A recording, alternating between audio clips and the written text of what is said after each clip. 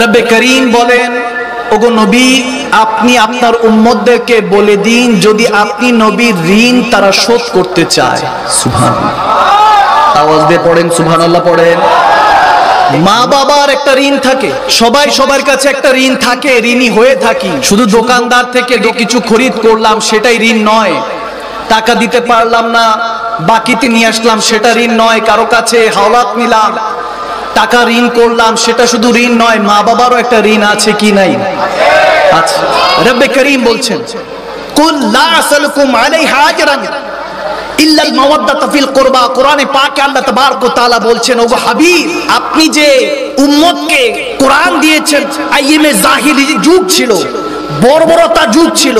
কেমন যুগ ছিল যদি আমি যুবকদের উদ্দেশ্যে একটু করে বলি, এমন যুগ ছিল যখন ওই জামানায় 1450 বছর পূর্বে, আমার নবীর আসার পূর্বে, শুভ আগমন করার পূর্বে এমন জামানা ছিল, বর্বর যুগ ছিল, আইএমএ জাহিলিয়াত, অন্ধকার যুগ, ডার্ক সাইড যে যুগটা ছিল।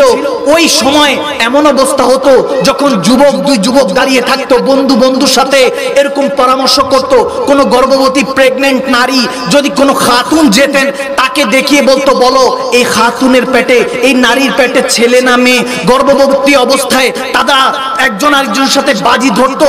যখন বলতো, একজন বলতো ছেলে, একজন বলতো মেয়ে, তখন তারা যখন বলতো যে আমরা তো এখনো শিওর না তার পেটে ছেলে না মেয়ে, তারা ওই অবস্থায় 6 মাস 5 মাসের ওই গর্ভবতী নারীকে ধরে পেট কেটে দেখতো ছেলে না মেয়ে। নাউজুবিল্লাহ, এমন যুগ ছিল। ছেলে মায়ের গলার মধ্যে রশি পেঁচিয়ে বাজারে বিক্রি করে দিয়ে আসতো, সন্তান মাকে বিক্রি করে দিয়ে আসতো, বাপ মেয়েকে কুসংস্কার অলক্ষী মনে করে জীবন্ত পুঁতে ফেলতো। ওই জমানা ছিল। নাউজুবিল্লাহ, ওই জমানাকে আমার রাহমাতুল আলামিন নবী এসে ওই জামানাকে ইনসানিয়ত শিখিয়েছেন, ঈমানিয়ত শিখিয়েছেন।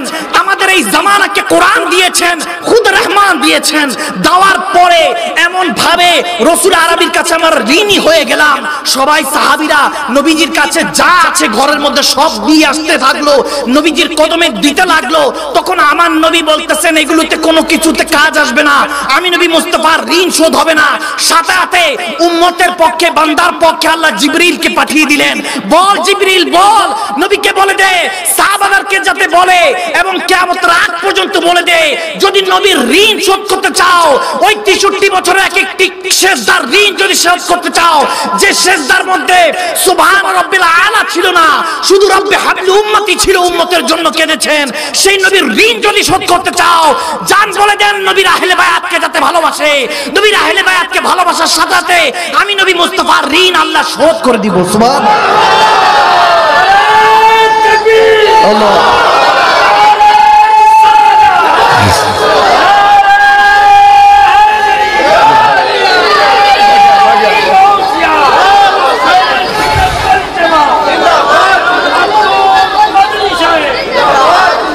है रामा अभी खिताबत शुरू नहीं हुआ, अभी इब्तिदा इश्क है, रोता है क्या, आगे आगे देख होता है क्या। अभी इब्तिदा है। আজকে শুধু আমাকে হ্যাঁ মাশাআল্লাহ সুবহানাল্লাহ বললে শুধু চলবে না, মন থেকে বলতে হবে। আপনি এখনো জানেন না আমার রাসূল পাকের मोहब्बतेर आलम কোথায়? তাহলে শুনেন, अजीब तमाशा है, जब मुहर्रम आते हैं तो सब कहते हैं हुसैन हुसैन मत करो, हुसैन कहने से हसन, हसन हुसैन कहने से क्या फायदा, रोने से क्या फायदा। उन लोगों को मैं बताना चाहता हूँ क्या फायदा, उनको याद करके रोने का फायदा क्या है। तो सुनो, मैं नहीं रोता, आशिकान मुस्तफा नहीं रोता है, अगर खुद हुजूर मेरे मुस्तफा नहीं रोते, खुदा की इज्जत की कसम, हम सुन्नी अहले सुन्नत वल जमात के लोगों कभी नहीं रोते अगर हुजूर ना रोता। হাদিস দে রাহা হুঁ, শুনো। ইমাম হাসান মুজতবা রাদিয়াল্লাহু তাআলা তিনি বর্ণনা করছেন, আমার নবী একদা হঠাৎ করে, বায়কি শরীফের হাদিস, একদিন হঠাৎ করে সকাল সকাল উঠে কান্না করছেন। আবু হুরায়রা রাদিয়াল্লাহু তাআলা জিজ্ঞেস করছেন, ইয়া রাসূলুল্লাহ আপনি কান্না কেন করছেন? বলে, আজকে রাতে আমি আজীব খাব দেখেছি, একটা স্বপ্ন দেখেছি। দেখছি যে মিম্বরে রাসূল, আমার মিম্বর উপরে উমাইয়া গোত্রের অনেক লোক খেলাধুলা করছে। নাউজুবিল্লাহ, ইশারা এখানে অনেক বিষয় আছে, মুআবিয়া রাদিয়াল্লাহু তাআলা এর ব্যাপারে নয়। जो समझ सकता है वो समझ जाएगा। আমাদের একটাই আকীদা, আমরা জানি 3 দিনের বেশি শোক পালন নিষেধ আছে, ঠিক আছে, সমস্যা নেই, এটা আহলে সুন্নাত ওয়াল জামাতের আকীদা। কিন্তু আওলাদে রাসূল জেনার কারণে কুল কায়নাত সৃষ্টি, সেই নবীর নামাজা কুরবান হয়ে গেল, আমরা আলোচনাও করব না, এটা কেমন ইসলাম? আমরা মজলিস সাজাবো না, আমরা ইমামে হাসান হোসেন জেনাদের সাথে জান্নাতে থাকবো, ওখানে যায় যেখানে কেন হারাম হবে? বুঝার বিষয়, আমাদের ব্রেন ওয়াশ করে দেওয়া হচ্ছে। আমার রব্বুল আলামিন ঋণ মাফ করার কথা বলেছেন নবী, দো জাহানের বাদশা নবী। কেন বলেছেন? আমার নবী যখনই হাদিসে মুবারাকা বললেন ইমামে হাসানে মুজতাবার মাধ্যমে, ইমামে হাসানে মুজতাবা বলতেছেন, ইয়া রাসূলুল্লাহ, আপনার মিম্বারে রাসূলের মধ্যে এরকম খেলোয়াড় করছে, এই বিষয় কি বলতে পারি? বলতেছে সন 60 হিজরির মধ্যে উম্মতের মধ্যে ফিতনা লাগানে ওয়ালা একজন চলে আসবে, তার নাম বদবখত ইয়াজিদ। আমাদের আহলে সুন্নাত ওয়াল জামাত তার ব্যাপারে একটাই ফতোয়া আছে, কাফের মারদুদ, জাহান্নামের কীট। खलास। इमाम हसन मुजद्दबा जिसके साथ सुलह कर लिया उसके साथ जंग नहीं, और इमाम हुसैन जिसके ऊपर तलवार उठा लिया उसके साथ कोई मोहब्बत का रिश्ता नहीं।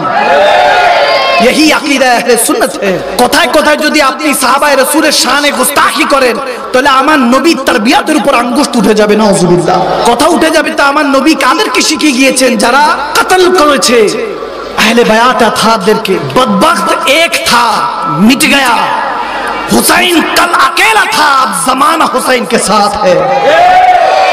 कत्ल हुसैन मर्ग याजीद है, इस्लाम जिंदा होता है हर करबला के बाद। এটা সব সময় মনে রাখতে হবে। 60 বছর হয় নাই আওলাদে রাসূলদেরকে কুরবান করে দিয়েছে। মাত্র এমন একটা জামানাকে ঘুরিয়েছিলেন আমার দো জাহানের বাদশা নবী। একটাবার চিন্তা করেন, 1450 বছর হয়ে গেল, এখনো জামানা সেটা ইয়াদ রেখেছে। ইব্রাহিম আলাইহিস সালামের জন্য খাস জায়গা, মুসা আলাইহিস সালামের জন্য খাস জায়গা। তুরে আসেন, মাসালা সমস্যা, তুরে আসেন। বউর সাথে স্বামীর রিশতা কেমন হবে, তুরে আসেন। কিভাবে ওযু করবেন, ইবাদত করবেন, তুরে আসেন। সবার জন্য খাস জায়গা, আমার কামলিওয়ালার জন্য খাস না। ওগো কামলিওয়ালা নবী, আপনি মক্কাতে, কোরআন মক্কাতে, আপনি মদিনাতে, কোরআন মদিনাতে, আপনি কোথায়? জমিনে, কোরআন জমিনে। আপনি কোথায়? আরশে, কোরআন আরশে। কোরআনকে জিজ্ঞেস করলাম, তুমি এক জায়গায় থাকো না, তুমি শুধু ঘুরতে থাকো কেন? কোরআন আমাকে জবাব দিচ্ছে, যেখানে কামলিওয়ালা নবী সেখানে আমি কোরআন থাকি। যখন ওই খাব দেখেছেন, বায়ক শরীফের হাদিসে যখন ইমাম হাসান মুজতবা রাদিয়াল্লাহু তাআলা নি হাদিস বর্ণনা করছেন, আমার নবী একটু কষ্ট পেলেন। মিম্বরে রাসূলের মধ্যে বনি উমাইয়ার গোত্রের এরা খেলাধুলা করছে, এই খাব স্বপ্ন। এখন স্বপ্ন যদি হাকিকত না হতো ইমামগণরা এটা বর্ণনা করতেন না। বর্ণনা করেছেন মানে এটা আমাদের জন্য ডিপ মেসেজ।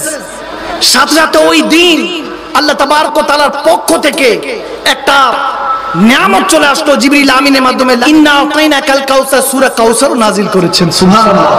একটু গভীর খেয়াল, সূরা কাউসার নাজিল করেছেন, নবীকে সর্বশ্রেষ্ঠ মাকাম দান করেছেন, আল কাউসারের মালিক বানিয়ে দিয়েছেন। আর এদিক দিয়ে উম্মত যাতে 1000 মাসের সওয়াব অর্জন করে সেই লাইলাতুল কদর 1 রাত দিয়ে দিয়েছেন। সুবহানাল্লাহ।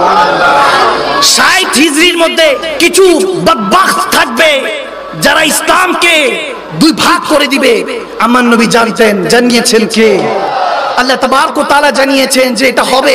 তখন আমার নবী পেরেশান হয়ে গেলেন যে আওলাদে রাসূলের শাহাদাত বরণ করবেন। তখন আমার নবী বলতেছেন, 1000 বছর যদি, 1000 মাসও যদি বদবখতরা সালতানাত নিয়েও থাকে, মাস 1000ও যদি হয়, আপনি নবীর কাছে আমি একটা পেগাম দিয়ে দিলাম, মিন আলফি শাহর, 1000 মাসের একদিন দিয়ে দিলাম, যা 1000 মাস ওই যারা ইয়াজিদি তাদের মাস, ওরকম 1000 মাস।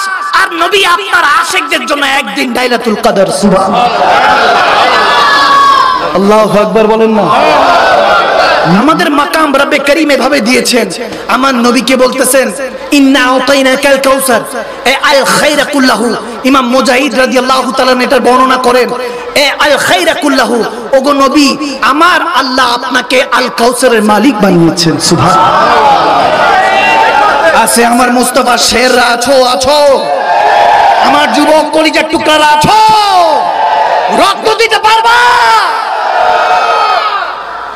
क्या समझा? हुसैन शहीद हो गया, कल हुसैन अकेला था, अब पूरा जमाना हुसैन के साथ है। নবী ঋণ শোধ করতে হবে। টাকা পয়সা, কোটি কোটি টাকা, কোটি কোটি সেজদা, কোটি কোটি হজ, কোটি কোটি যাকাত সব দিয়েও নবী মুস্তাফার ঋণ শোধ হবে না। একজন বান্দা নয়, আবু বকর সিদ্দিকের ইবাদত যদি শরীক করা হয়, সুবহানাল্লাহ। আমার নবী শানি নিরালা, বুঝে না তো বান্দা, বুঝে না। আল্লাহ আল্লাহ করছি, তুমি হুজুরকেই চিনো না, যাকে আল্লাহ সমস্ত কিছু বানিয়েছেন, যার কাথিরে বানিয়েছেন, তেনাকে চিনতে পারছো না, সে রব্বি করিমকে কি চিনবা? করিমকে চিনতে হলে করিমের করমকে চিনতে হবে।